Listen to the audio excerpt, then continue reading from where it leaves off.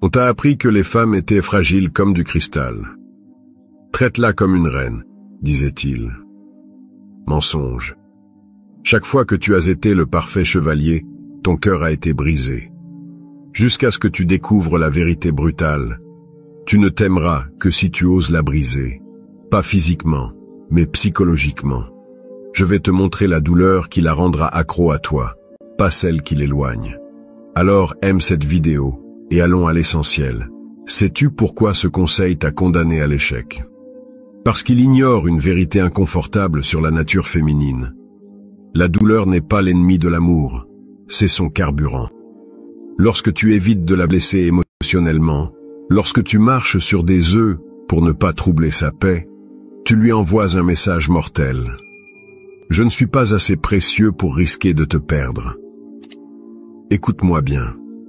Les femmes ne tombent pas amoureuses d'hommes qui les adorent. Elles tombent amoureuses d'hommes qui les défient. Le cerveau féminin est programmé pour interpréter ta peur de la blesser comme une faiblesse génétique. Des milliers d'années d'évolution ont gravé ce code dans son subconscient. Le mâle qui ne peut infliger de douleur quand c'est nécessaire ne peut pas protéger la tribu. Mais voici le secret que personne ne te dit. Il existe une différence abyssale entre la douleur qui détruit et celle qui construit. La première naît du mépris, la seconde du leadership. Lorsqu'elle te teste, et crois-moi, elle le fera toujours, et que tu cèdes par peur de ses larmes, tu échoues à un test ancestral de dominance. Pense à cela.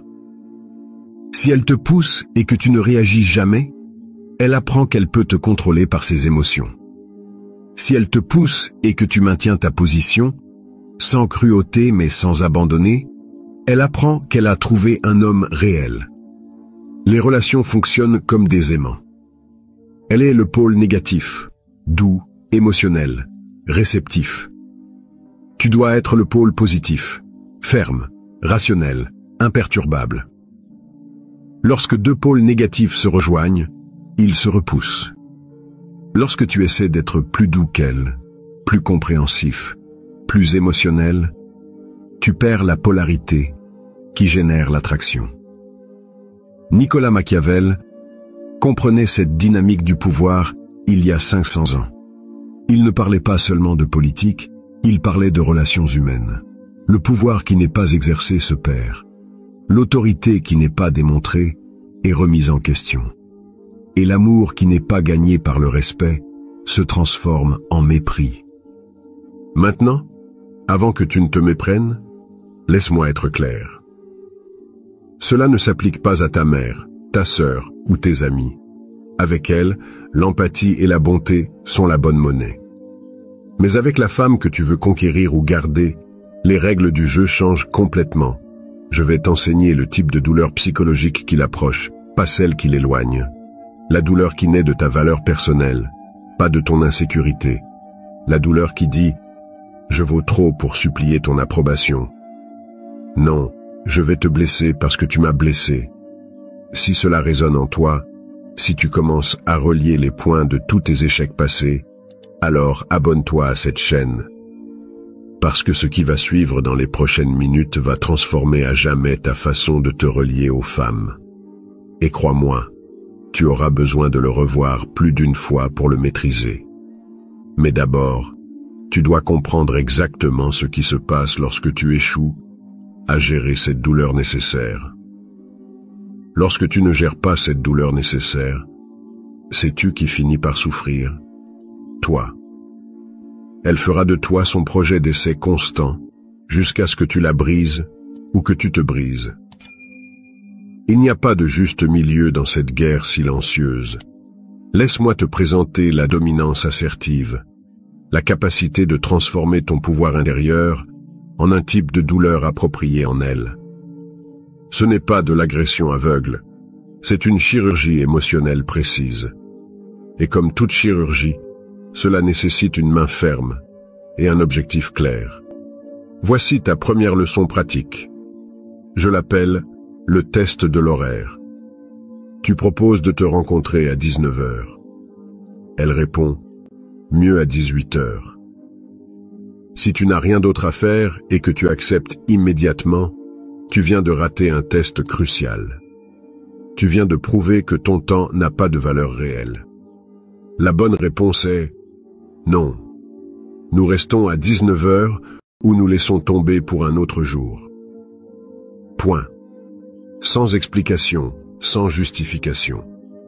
Ton temps est sacré, parce que tu le déclares sacré. Mais voici la partie qui va te faire mal. Tu vas ressentir de la panique.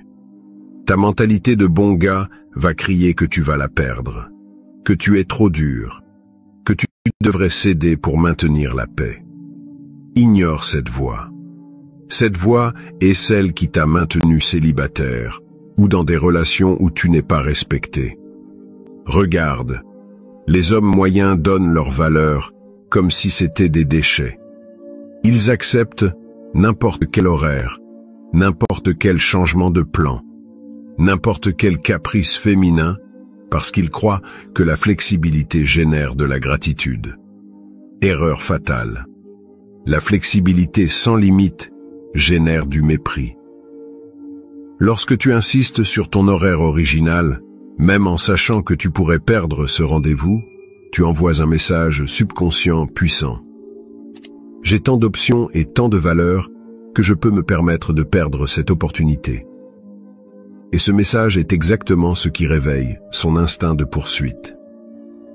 Voici la règle d'or qui va changer ta vie. Dire oui te permettra d'obtenir ce rendez-vous une fois, mais cela garantit qu'elle te testera 1000 fois de plus jusqu'à éroder complètement ta valeur perçue. Dire non, catégoriquement, peut te coûter ce rendez-vous, mais cela fait exploser son attraction vers les cieux, même si cela semble initialement l'irriter. Et laisse-moi te révéler quelque chose de plus profond. Sa colère lorsque tu dis non n'est pas un signe que tu as fait quelque chose de mal. C'est exactement la douleur que son psychisme doit expérimenter. Ce pincement émotionnel qu'elle ressent quand elle ne peut pas te plier est ce qui cimentera son investissement émotionnel en toi. Quand elle s'énerve parce que tu n'as pas cédé à son caprice. Quand ses yeux se remplissent de larmes parce que tu as maintenu ta position. Quand elle s'éloigne avec drame parce que tu ne l'as pas traitée comme une princesse intouchable.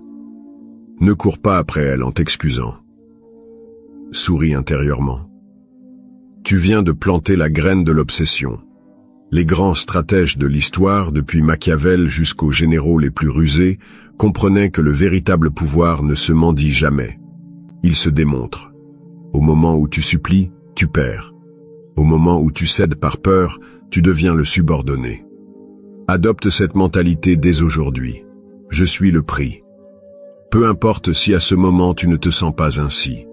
Peu importe si elle semble avoir plus d'options que toi. Agis comme si tu étais le prix le plus précieux de sa vie, et son subconscient va commencer à te traiter comme tel. Mais c'est juste le premier niveau. La véritable maîtrise vient lorsque tu apprends à utiliser le mot le plus puissant de l'arsenal masculin.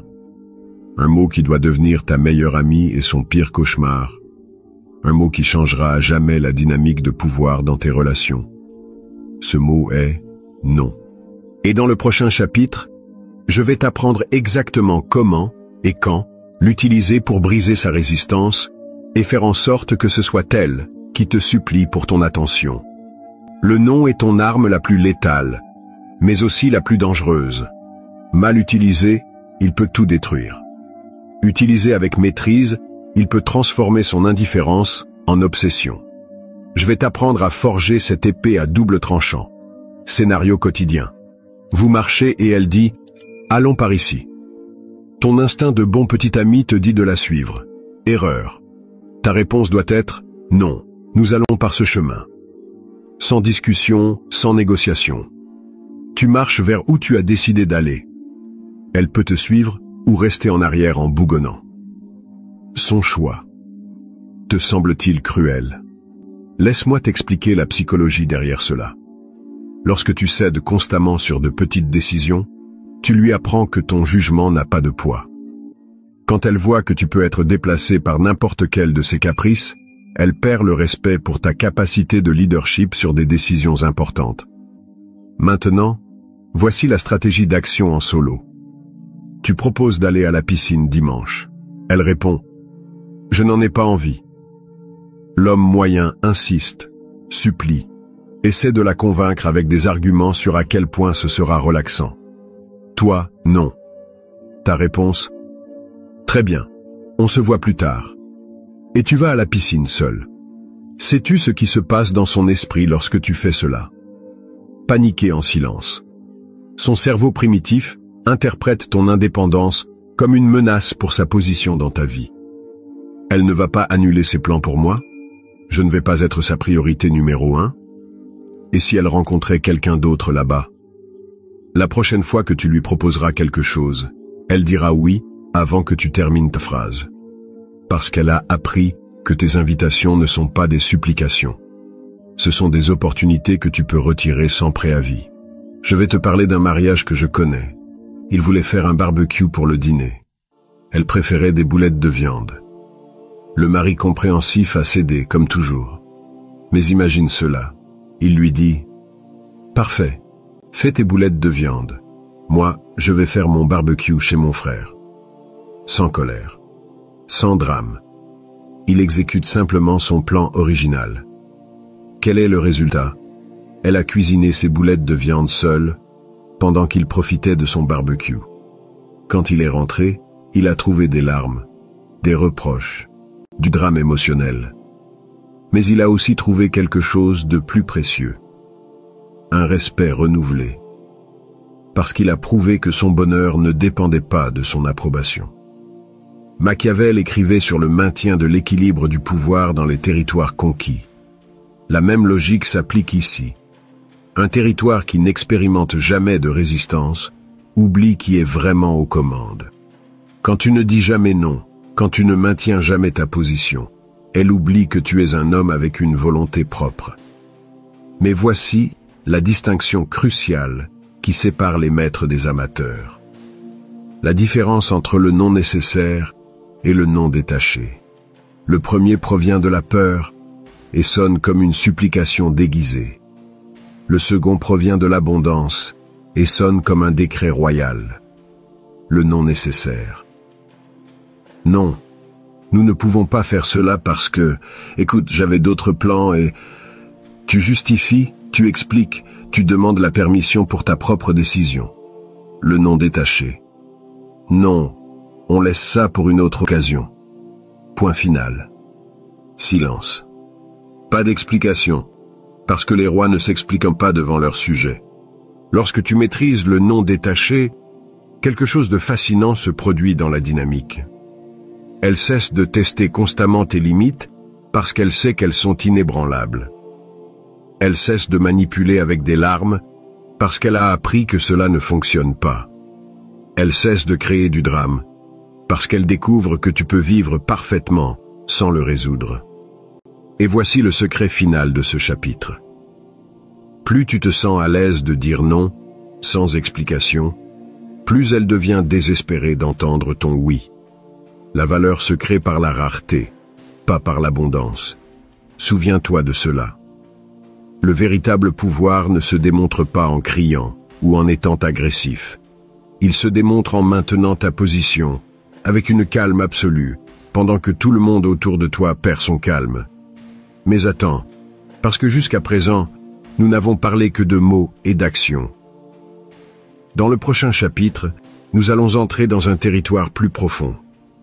Comment utiliser ton argent comme arme psychologique?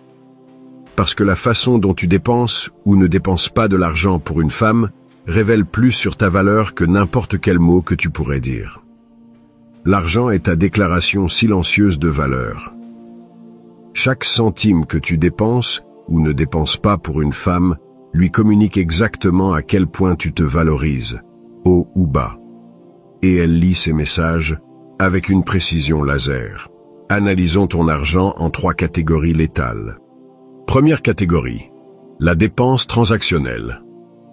C'est quand tu essaies d'acheter de l'amour, de l'affection ou du sexe avec ton portefeuille. Payer son voyage avec ses amis. Lui transférer de l'argent parce qu'elle traverse une mauvaise passe. Lui acheter des cadeaux coûteux quand elle est froide avec toi. Réponse: non catégorique. Pourquoi? Parce que tu lui enseignes que ta seule valeur est ta capacité de paiement. Tu réduis une relation de pouvoir à une transaction commerciale où tu es le client désespéré et elle est la vendeuse avec attitude. Deuxième catégorie, la dépense de courtoisie. Cadeaux pour des occasions authentiques, détails spéciaux quand il y a déjà un vrai engagement, gestes qui célèbrent des réalisations importantes de sa part. Mais attention, seulement lorsqu'il existe une relation établie et seulement à des moments qui le justifient réellement. Ne sois pas l'idiot qui lui achète des fleurs parce qu'elle avait l'air triste. Troisième catégorie, la dépense essentielle. C'est ici que tu montres ta capacité de pourvoyeur sans mendier de l'amour. L'addition du restaurant lorsque tu l'invites à dîner, les billets de cinéma lorsque tu proposes le plan, les dépenses de base d'un voyage que tu as organisé. Cela tu paies toujours, sans hésitation, sans mentionner le coût. Maintenant, laisse-moi te présenter les 3 archétypes masculins dans la gestion de l'argent. Le radin ne dépense rien, même pas pour un café. Résultat, elle perd le respect parce qu'elle perçoit de la mesquinerie, pas de la stratégie. Échec. Le pourvoyeur passif utilise son portefeuille comme chantage émotionnel. Après tout ce que j'ai dépensé pour toi, il devient la victime de professionnels intéressés qui voient en lui un guichet automatique avec des jambes. Échec encore pire que le radin. Le pourvoyeur dominant dépense stratégiquement, depuis une position d'abondance, non de besoin. Ses dépenses communiquent: je peux me permettre cela parce que je vaux cela. Il ne dépense jamais pour recevoir quelque chose en retour, il dépense parce qu'il est qui il est. Voici un exemple qui va te faire mal. Elle te demande de l'argent pour un Uber parce qu'il fait froid et qu'elle ne veut pas marcher. Mais elle a été froide avec toi toute la semaine, répondant par monosyllabes, évitant l'intimité. L'homme moyen lui transfère immédiatement parce que c'est la bonne chose à faire. Erreur brutale. Ce n'est pas de la courtoisie, c'est de la mendicité déguisée. La bonne réponse: non, sans explication. Si elle insiste, cherche simplement une autre solution. Point. Qu'elle prenne le métro, qu'elle marche, qu'elle appelle une amie. Ce n'est pas ta responsabilité de résoudre le confort de quelqu'un qui n'investit pas dans la relation. Mais voici la subtilité qui sépare les maîtres des amateurs. La différence entre le non financier nécessaire et le détaché. Le nécessaire sonne ainsi: je ne peux pas te prêter parce que je suis à court d'argent et blablabla. Tu justifies ta décision économique comme si elle t'appartenait. Le non financier détaché: non. Silence. Tu changes de sujet. Pas de justification parce qu'un homme de valeur n'explique pas ses décisions financières. Point. Machiavel comprenait que le pouvoir économique mal administré corrompt à la fois celui qui l'a et celui qui le reçoit. Lorsque tu donnes de l'argent par affection, tu corromps la relation dès ses bases. Et voici la révélation la plus brutale. Lorsqu'elle voit que tu peux dire non à ses demandes financières sans cligner des yeux, quand elle observe que ton portefeuille ne s'ouvre pas pour des larmes ou de la manipulation, quelque chose change dans sa perception. Elle cesse de te voir comme une ressource exploitable et commence à te voir comme un homme avec du jugement. L'ironie finale est celle-ci. Plus tu es prêt à perdre de l'argent pour acheter son affection, moins d'affection authentique tu recevras. Mais plus tu es sélectif dans tes dépenses, plus elle devient désespérée de prouver qu'elle mérite ton investissement. Souviens-toi, l'argent que tu dépenses pour une femme doit être une déclaration de ton abondance, jamais une supplication pour son attention. Il doit couler de ta force, pas de ta carence. Mais jusqu'ici, nous avons couvert seulement la mécanique. Dans la conclusion finale, nous allons parler de l'état d'esprit qui soutient tout cela. Parce que, sans la bonne psychologie, ces techniques deviennent des astuces vides, que n'importe quelle femme intelligente détectera à des kilomètres.